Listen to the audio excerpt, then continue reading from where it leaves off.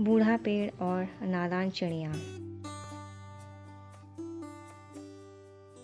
बूढ़ा पेड़ और नादान चिड़िया। एक बार की बात है, एक चिड़िया थी, उसके बच्चे होने वाले थे, लेकिन उसको आशियाने की ज़रूरत थी, तो वो ढूंढते हुए जंगल में पहुंची। वहाँ उसको 2 पेड़ दिखे और पेड़ नदी के किनारे पर थे। उसने पहले पेड़ से पूछा कि क्या मैं आपके पेड़ पर अपना घर बना सकती हूँ।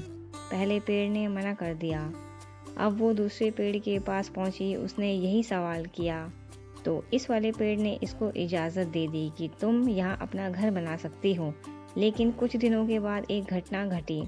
वो यह थी कि अचानक बाढ़ आ गई और जिस पेड़ ने उसे मना किया था वो उखड़कर बह गया।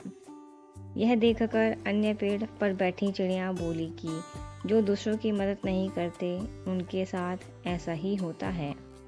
कभी कभी भिखारी भी मदद कर देते हैं।